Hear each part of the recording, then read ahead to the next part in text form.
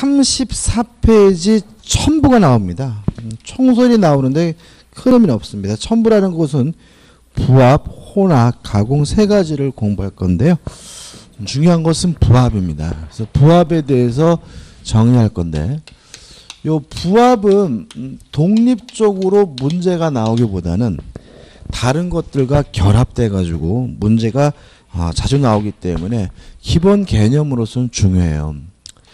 일단 부합이라는 말은 뭐냐면 결합됐다는 말입니다.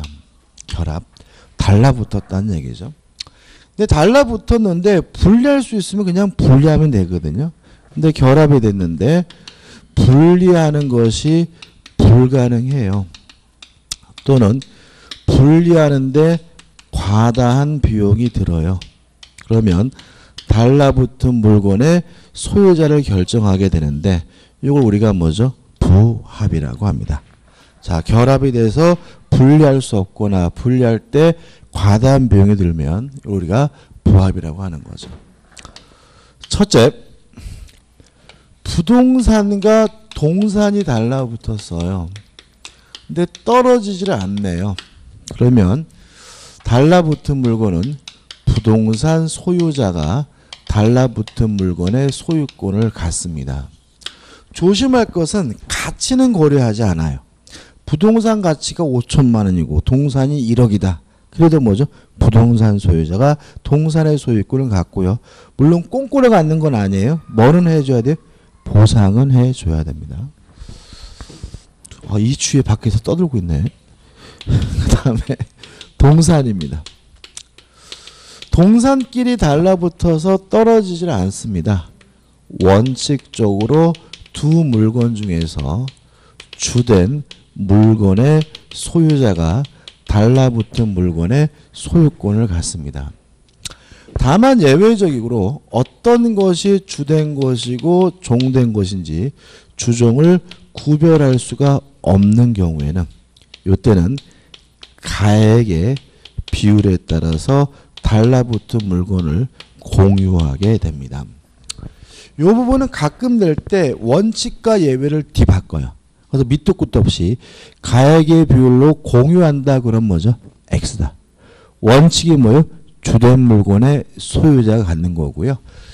주종을 구별할 수 없는 경우에만 예외적으로 가액의 비율에 따라서 공유한다. 원칙과 예외를 확실하게 구별하셔야 되고요. 세 번째, 부동산과 부동산입니다. 부동산과 부동산이 달라붙어서 떨어지질 않아요. 근데 부동산끼리 달라붙은 경우에는 가장 대표적인 것이 뭐냐면 중축이 된 경우를 말하고요. 이때는 원칙적으로 부합이 되지만 이 부분이 제일 중요합니다. 만약에 달라붙은 부동산이 증축된 부동산이 구조상, 이용상, 독립성이 있으면 이때는 부합되지 않는다는 것이 우리 판례 태도입니다. 자, 이런 문제입니다. 1층 건물이 있는데 갑의 소유예요. 근데 을이 갑의 건물에다가 2층으로 증축을 했어요. 그러면 이 증축된 부분은 누구 거냐에 대해서 원칙적으로 부합된다는 말은 원래 부동산 소유자인 누구 거가 돼요? 갑의 것이 된다는 얘기입니다. 근데 만약에 이 2층 부분이 구조상, 이용상 독립성이 있으면 부합되지 않는다는 말은 증축한 을의 소유가 된다는 얘기고요. 보통 을이 누가 맞냐면 임차인이 많이 들어오겠죠.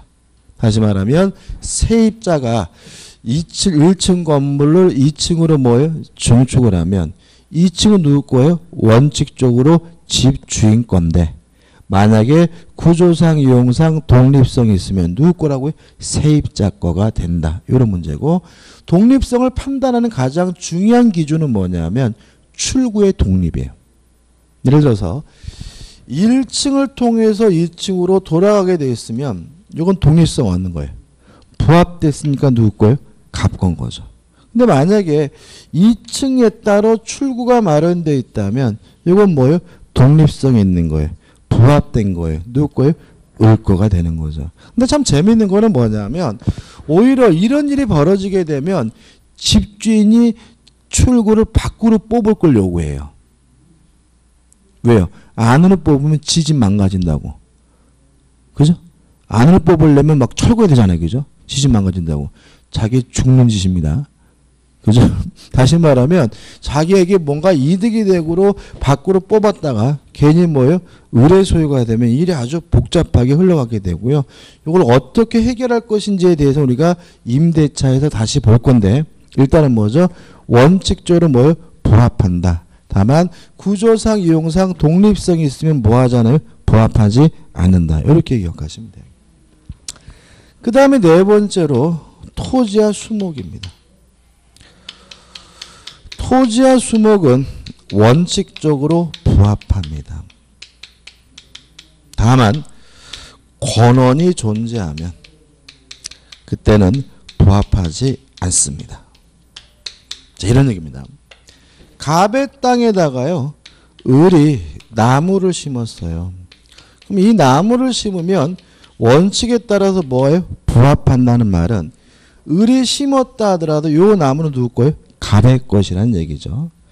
근데 을이 요 갑의 땅에다 나무를 심을 수 있는 권원이 있어요. 예를 들어서 지상권이다, 전세권이다, 임차권과 같은 이런 권원이 있는 상태에서 나무를 심었다면 그 나무는 부합되지 않는다는 말은 누구 거가 돼요?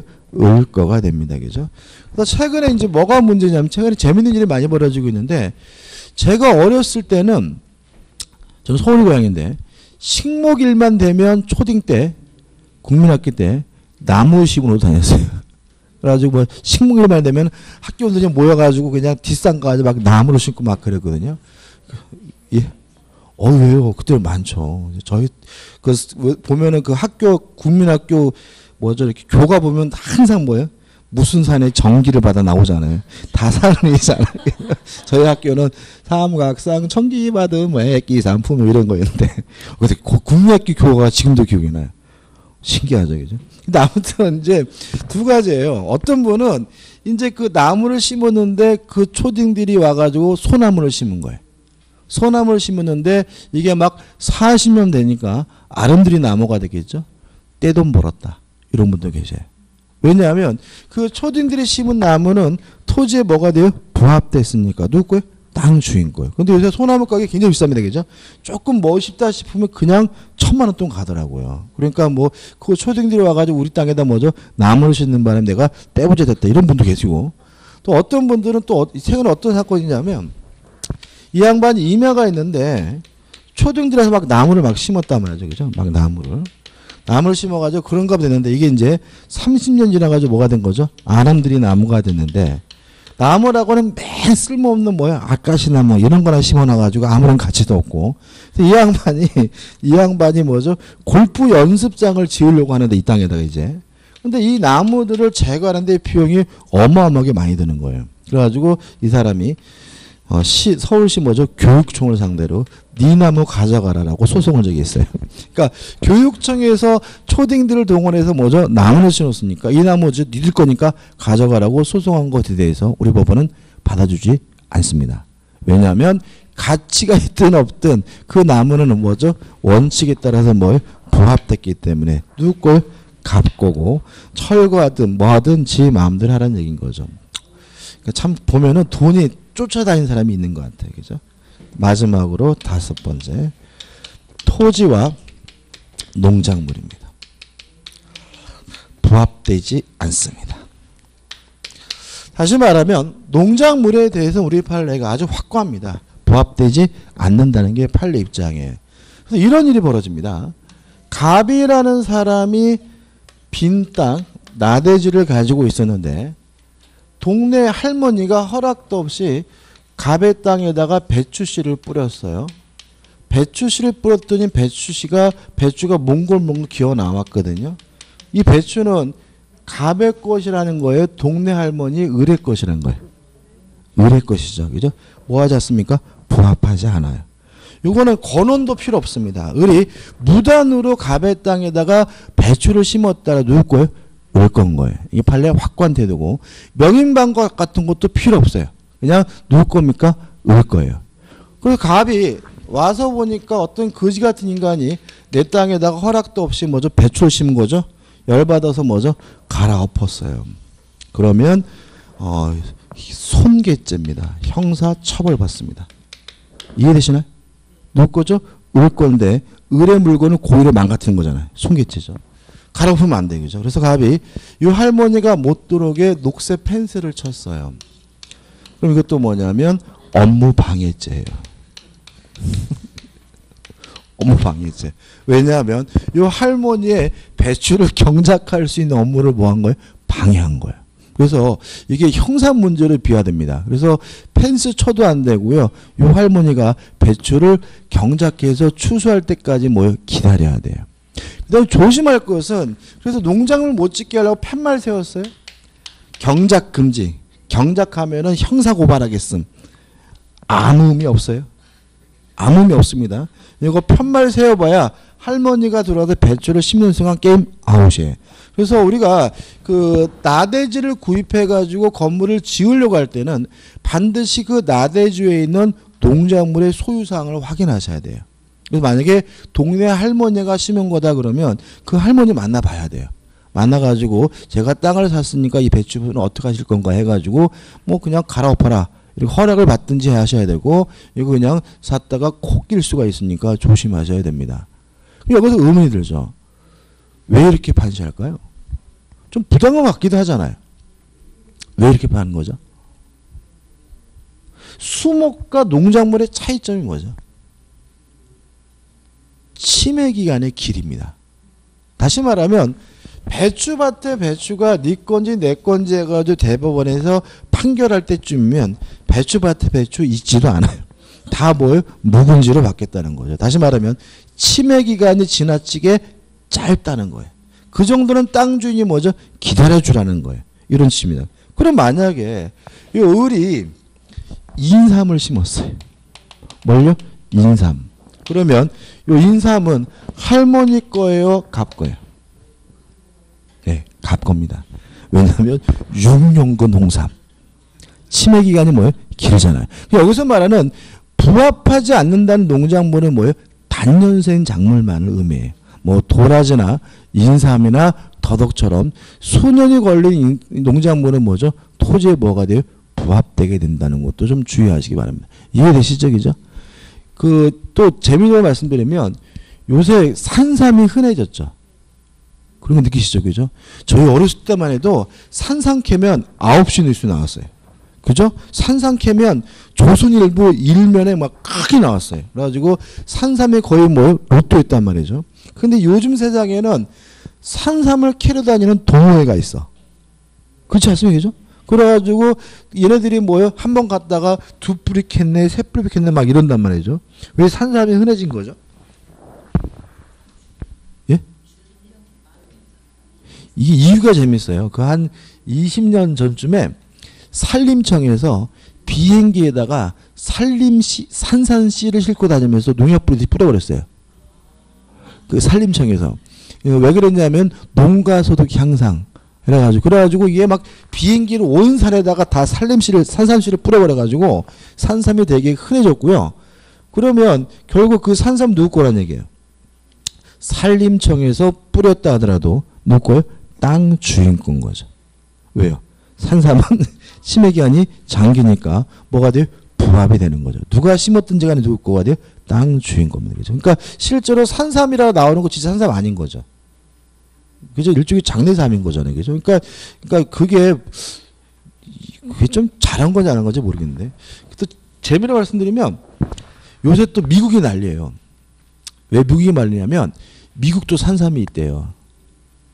산삼이 있겠죠, 그죠? 근데 걔네는 산삼을 한 번도 캔 적이 없잖아요. 그 산삼이 막 200년산, 300년산 막 이런 게 있는 거야. 근데 산삼을 우리가 먹는 게 아니라 중국 애들도 먹죠. 그러니까 이 중국으로 가면 이게 엄청나게 비싼 거예요. 그러니까는 막 우리는 막 산삼 캘려면 막 기어다니지만 걔네들은 막 산삼을 한 번도 캐본 적이 없는 땅이니까 그냥 산삼에 있는 산에는 막 산삼이 막 디글디글 되고요. 막 200년, 300년 된 산삼이 막 나오는 거란 말이죠. 근데 그거를 캐면은 이제 뭐예요? 고가로 거래할 수 있잖아요. 그러니까 이 사람들이 몰랐다가 이제 알게 돼가지고 미국 사람들이 산삼을 캐기 시작했대요. 그 산삼을. 신기하죠, 그죠? 근데 문제는 뭐냐면 이게 돈 된다는 소문이 벌어져가지고 이제 거기에 마피아가 개입됐대요. 그래가지고 이제 막 산삼 때문에 총질해서 막 죽이고 막 이런 일이 막 벌어지고 있다 그러더라고요.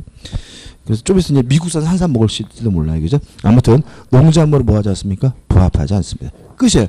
이거 중요한 거 꼭 기억하셔 정리해 두셔야 됩니다. 이런 내용이 교재 어디까지 나오고 있냐면 336페이지 나오고요. 36페이지 나오는 판례는 결국 요겁니다. 부동산과 부동산이 달라붙으면 원칙적으로 뭐예요? 부합하지만 구조상 이용상 독립성이 있으면 뭐 하잖아요? 부합하지 않는다고요. 그 다음에 이제 혼합이라는 말이 나오는데 혼합이에요. 혼합. 뭐라고요? 혼합. 섞였다는 얘기예요. 물론 부동산이 섞일 수는 없죠. 그래서 혼합된 경우에는 동산에 관한 부합 규정을 그대로 뭐예요? 적용을 합니다. 따라서 동산끼리 섞여서 분리할 수 없으면 원칙적으로 주된 물건의 소유자가 주종을 구별할 수 없으면 뭐죠? 가액의 비율에 따라서 공유합니다. 끝이고. 그 다음 마지막으로 뭐가 나오죠? 가공이 나오죠. 가공. 말 그대로 뭐예요? 가공이에요. 근데 가공인데 규제 내용은 뭐냐면 가공물의 소유권은 원칙적으로 재료 소유자가 소유권을 갖습니다. 다만 가공을 통해서 가액의 증가가 현저히 많으면 그때는 가공자가 소유권을 갖습니다. 다시 한번요. 가공물은 누구 겁니까? 재료 소유자 거. 가액의 증가가 어떻게 해요? 현저히 많으면 예외조는 뭐죠? 가공자 거가 됩니다. 한번 생각해 보죠.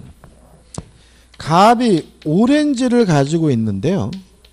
갑의 오렌지를 을이 가공해서 주스를 만들었어요.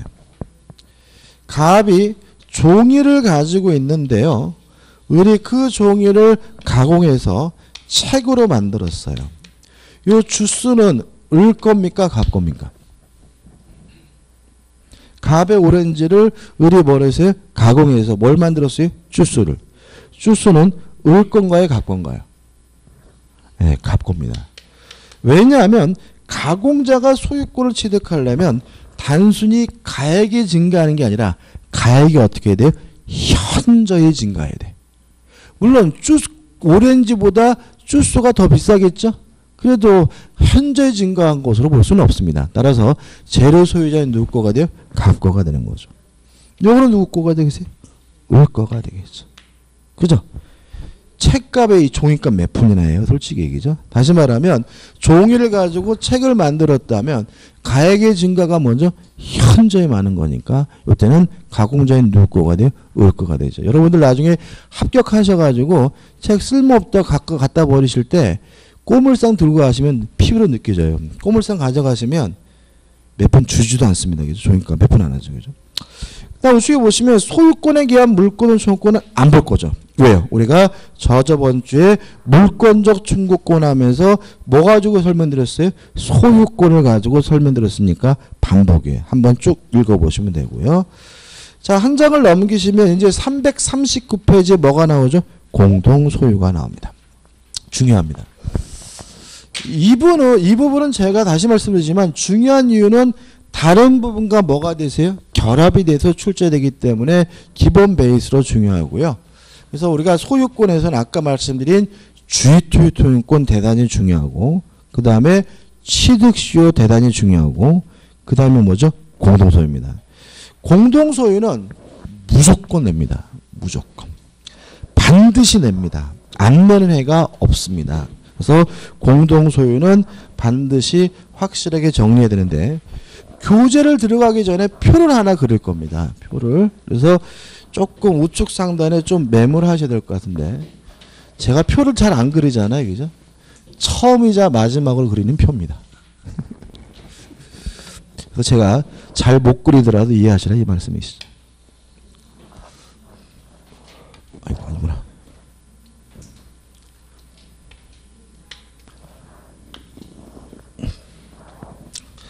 아, 이렇게 못 그리지 저는.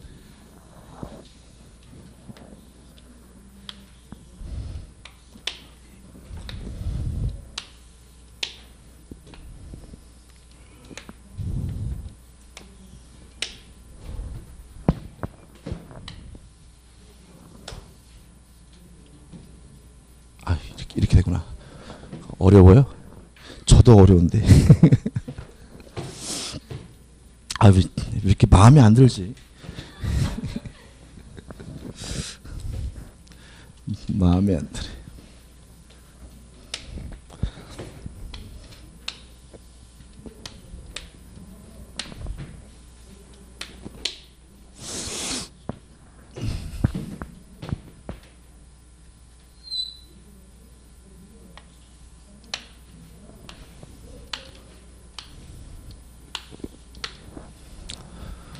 좀 난해하네요, 그죠? 자, 공동소유가 총 세 가지가 있습니다. 공유라는 것이 있고, 합유라는 것이 있고, 총유라는 것이 있습니다. 의는 이렇게 정리하는 겁니다. 의. 법인 아닌 사단의 소유 형태는 총유고요. 조합의 소유 형태는 합입니다. 두 가지를 제외한 나머지 기타 공동 소유는 공유입니다. 다시 말하면 공유가 원칙적 공유 형태, 공동 소유 형태라는 얘기죠. 자, 그러면 이 개념을 이해하려면 법인 아닌 사단이 뭔지 조합이 뭔지를 이해해야 되겠죠, 그죠? 자, 이걸 이해하기 위해서 법인이 설립되는 과정을 좀 이해하면 돼요. 갑과 을과 병 세 사람이 모여가지고요. 사단법인을 만들려고 해요. 사단법인을 만들려고 하는 사람들은 뭐라 그러냐면 발기인이라고 합니다. 좀 이름이 좀 야하죠, 그죠? 발기인. 그 다음에 얘네들이 모여서 고스톱을 치는 게 아니라 뭐냐면 정관이라는 걸 만들어. 이것도 좀 야하지 않나요? 정관. 규약을 작성하게 되고요.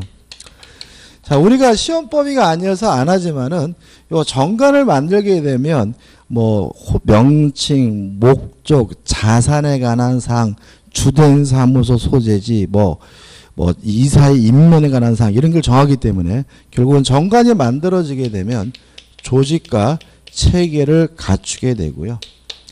다 준비가 되면 이제 등기소에 가서 뭐 하게 되냐면 설립 등기를 하게 되고요. 설립 등기를 하면 비로소 뭐가 되냐면 법인이 됩니다. 자, 그럼 보자고요. 설립 등기를 해야 비로소 뭐가 되냐면 법인이 돼요. 따라서 정관도 작성이 됐고 조직도 체계가 완비됐지만 아직 설립 등기를 안 했다면 법인이 아니에요. 그래서 얘를 뭐라 그러냐면 법인 아닌 사단이라고 해요.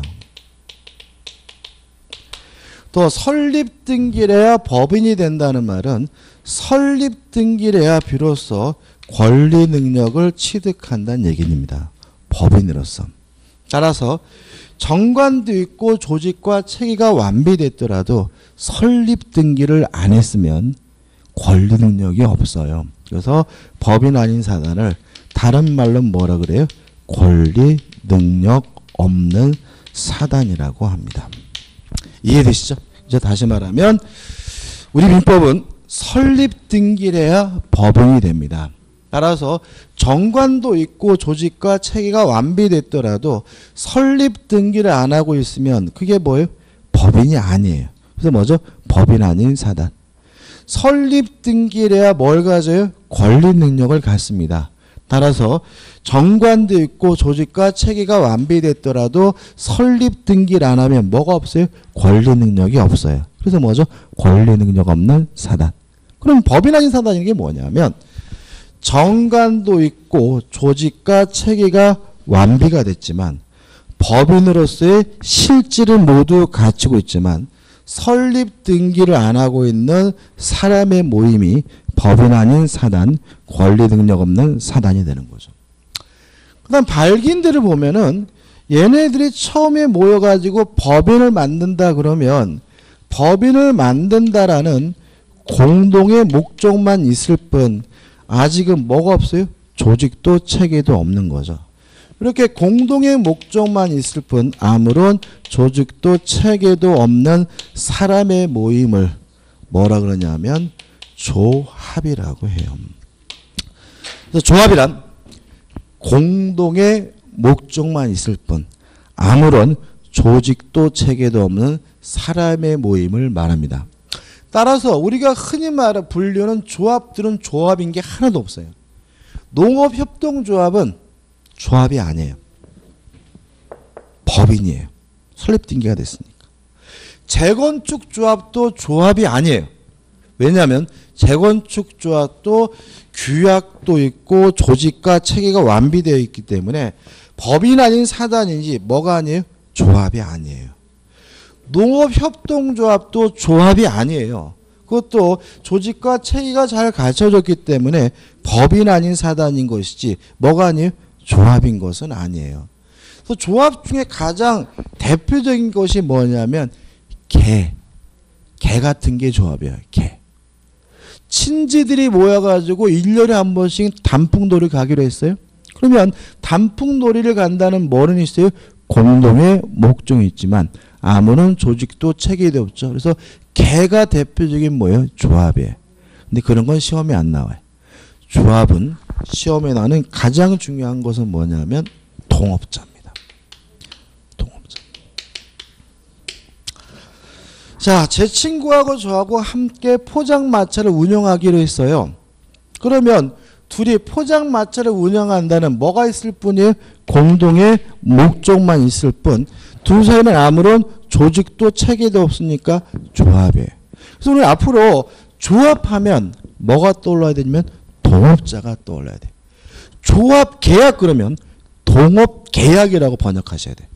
무슨 아시겠습니까? 자, 조합의 가장 대표적인 예가 뭐라고요? 동업자입니다. 그 다음에 조직과 체계는 완비됐지만 설립 등기를 안 하고 있는 사람의 모임이 뭐죠? 법인 아닌 사단이고요. 뉴스에 가장 많이 나오는 법인 아닌 사단은 뭐냐면 정당이에요. 뭐라고요? 정당. 왜냐하면 정당은 아주 정비가 잘 돼 있죠. 그렇지만 정당법에서 설립 등기를 못하게 막아버렸어요. 그래서 설립 등기를 안 하기 때문에 정당은 대표적인 뭐죠? 법인 아닌 사단이고요. 우리 시험에서 중요한 법인 아닌 사단은 교회입니다. 아마 공시법 시간에 굉장히 종류를 많이 배우지만 우리 민법에서는 두 가지, 교회와 종중 두 가지만 기억하시면 돼요. 자, 둔산동 교회다 그러면 일반적으로 교회는 조직과 체계가 잘 갖춰져 있어요. 그렇지만 교회는 뭘 안 합니까? 설립 등기는 안 하기 때문에 뭐가 되는 거예요? 법인 아닌 사단이에요. 종중은 종친회를 말합니다. 뭐 김해김씨 종친회, 뭐 경주씨 종친회 같은 걸 말하고요. 일반적으로 조직과 체계가 잘 갖춰졌지만 종친회도 뭐는 안 해요? 설립 등기는 안 해요. 그래서 종친회, 종중은 뭐가 돼요? 법인 아닌 사단, 권리 능력 없는 사단입니다. 그럼 이렇게 되는 거죠. 교회나 종중과 같은 법인 아닌 사단의 소유 형태가 뭐예요? 총유. 동업자 같은 조합의 소유 형태가 합유. 두 가지를 제외한 나머지 모든 공동 소유는 공유. 공유의 예를 뭐 하시면 안 돼요? 외우시면 안 돼요. 공유를 뭐예요? 나머지 개념이니까 외울 수가 없어. 그러니까 공유의 종류를 막 외우고 계시면은 막 가슴이 막 메워요. 심쿵해. 답답해. 막 미쳐 죽을 것 같아. 그죠? 그죠? 외우지 마시고. 다음 중 공유인 것을 물어보면 결국은 뭘 빼버리면 돼요? 조합과 법인 아닌 사단은 빼버리면 몇 개 안 되잖아요. 기억할게. 그죠?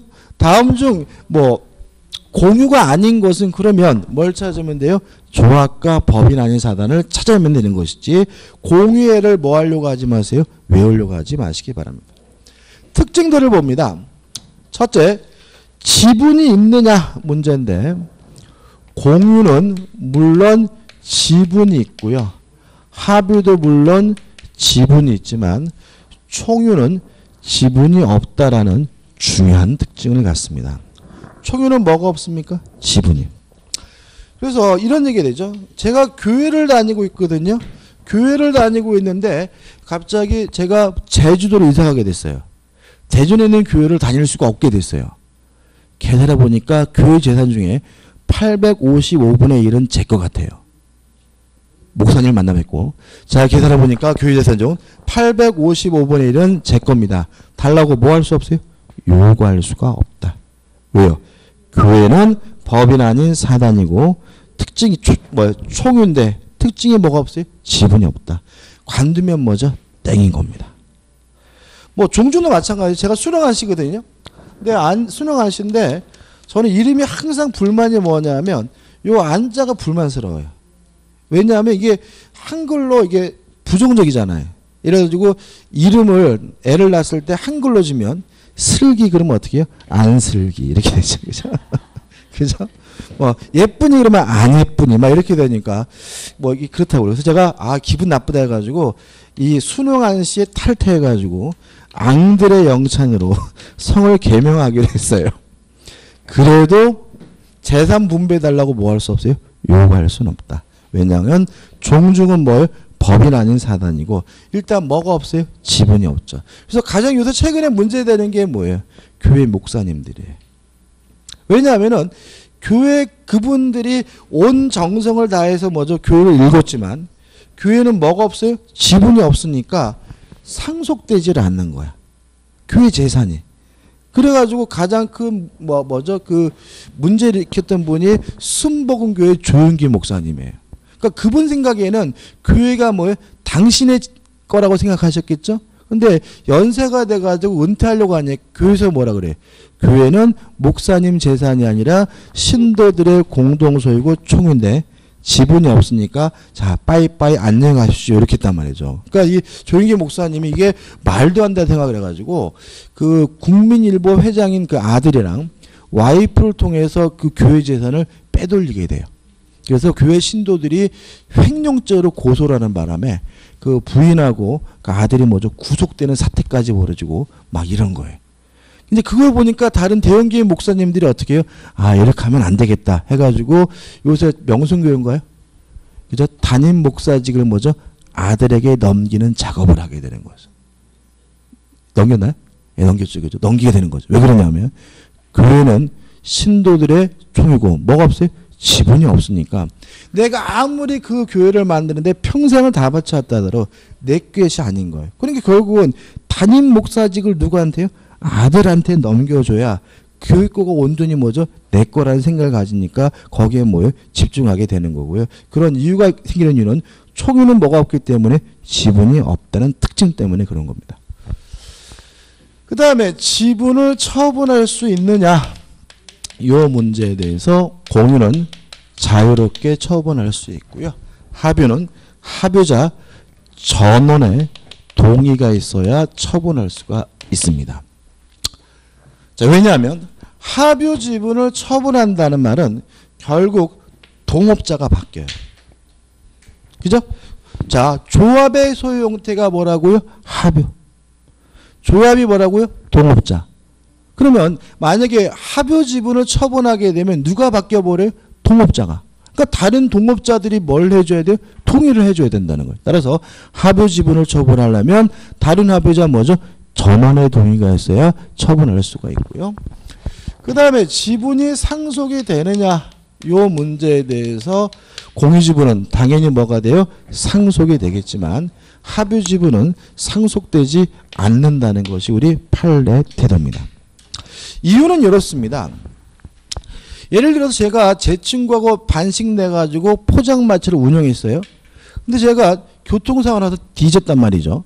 근데 제가 가지고 있던 합유 지분이 제 아들한테 상속이 돼버리면 제 아들이 중학생짜리가 새벽 2시에 포장마차 나와서 막 꼼장어 굽고 막 고등어 굽고 막 라면 끓이고 이런 일이 발생한다는 거죠. 그래서 합유 지분 자체는 뭐 되지 않아요? 상속되지 않아요.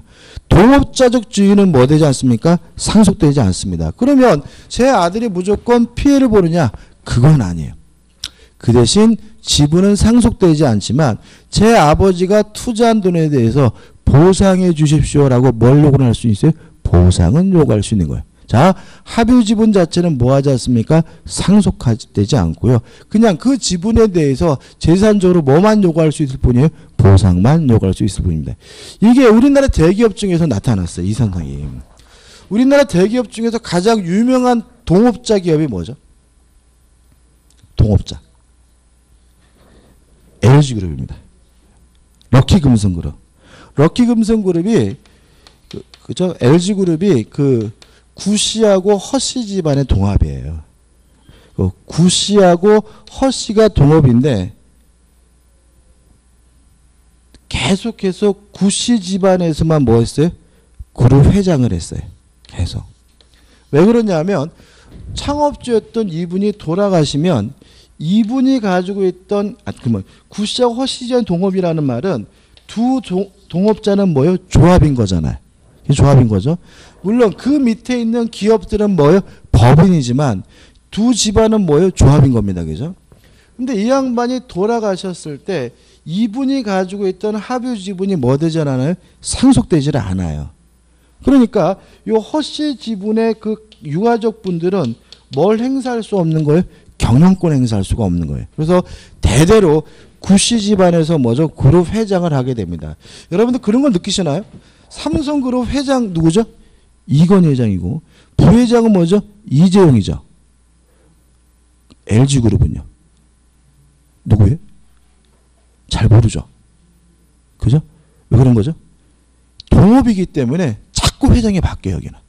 동업이기 때문에 삼성은 왕처럼 죽어야 바뀐단 말이에요. 그죠? 죽어야 바뀌니까 몇 명 안 돼 기억하는데 LG그룹은 자주 바뀝니다. 그래서 전 회장님들이 많아요. 아무튼 구씨 집안에서 계속 경영권을 가지고 있었는데 왜요? 합유 지분이 뭐 되잖아요? 상속되지 않으니까. 그 대신 뭐는 요구할 수 있다고요? 보상은. 그래서 허씨 집안에서 구씨 집안에서 뭘 요구해요? 보상을 요구하니까 구씨 집안에서 보상을 해주는데 그게 뭐예요? GS그룹인 거죠. 그래서 GS그룹이 LG그룹에서 분배된 가장 큰 이유는 뭐냐면 구씨와 허씨와의 동업관계를 뭐예요? 청산하면서 보상 차원에서 뭐죠? GS그룹이라는 기업들을 떼어주게 됩니다. 그래서 GS그룹의 회장님이 뭐죠? 허씨예요. 허 뭐든가? 저번에 청문회 나왔던데 그 이유는 뭐죠? 예? 허창수 씨, 예. 허창 정경련 회장이셨죠? 그죠? 그분이 뭐죠? 이렇게 되는 거죠. 부러워요, 그죠?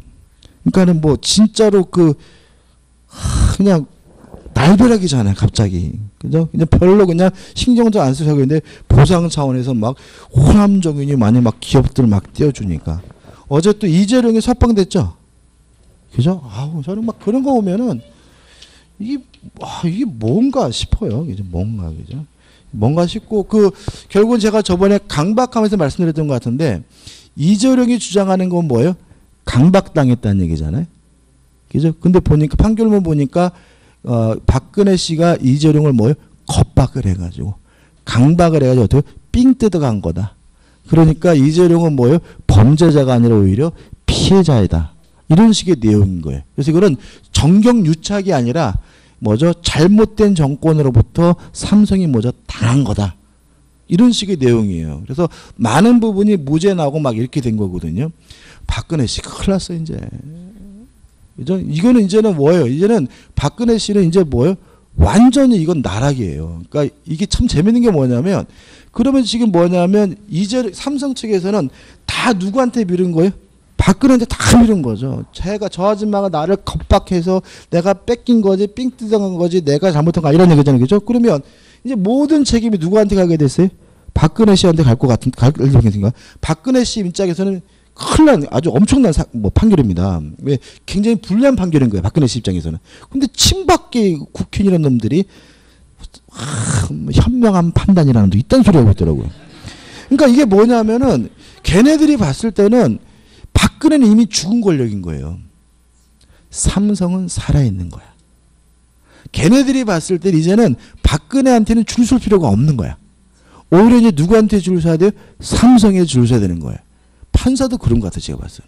그러니까 박근혜 씨는 이제 제가 그 판결문 보면서 이제 완전 이분은 뭐죠? 인생 아웃이다. 아마 깜빵에서 자기 발로 걸어 나오려면 휠체어 타고 나오지 않는 한 힘들 거로 보입니다. 왜냐하면 이제 그 측근이란 놈들도 박근혜 씨를 버렸어요. 어디 줄 쓰는 거죠? 삼성편에 쓴 거죠. 뭐가 다 얘기 나왔죠? 아무튼 뭐죠? 조합은 뭐죠? 합유고 합유의 지분은 뭐 되지 않습니까? 상속되지 않습니다. 아무튼 보면은 참 하이에나 같아요. 보면. 그 다음에 목적물을 분할할 수 있느냐에 대해서 공유는 자유롭게 분할할 수가 있고요. 조합은 조합체가 해산하지 않는 한 분할하지 못한다는 것까지 기억해 두시기 바랍니다. 왜냐하면 합의물을 분할하게 되면 결국 뭐 하지 못해요? 장사를 못하는 겁니다.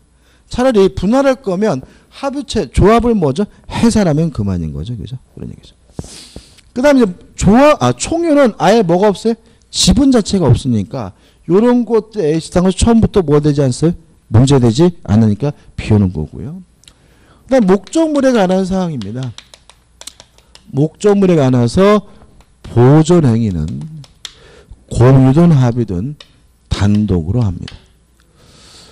목적물에 관한 이용 계량과 같은 관리 행위는 공유든 합의든 지분의 과반수로서 합니다. 목적물에 관한 처분 행위와 변경 행위는 공유든 합의든 전원의 동의를 통해서 하게 되고요. 총유는 이러한 모든 사안을 다 무엇을 통해서 하냐면 사원 총회의 결의를 통해서 합니다. 요 표는요 반드시 좀 숙지하셔야 돼요. 숙지하셔야 되고 이게 숙지하시더라도 제가 보니까 문제 풀 때 쓰이지가 않으시더라고요. 그래서 좀 이따 연습을 할 거고요. 그래서 쉬었다가 다시 공동으로 시작할 건데 요거 절대로 뭐 하지 마세요. 지우지 마세요. 그죠? 지우지 마십시오.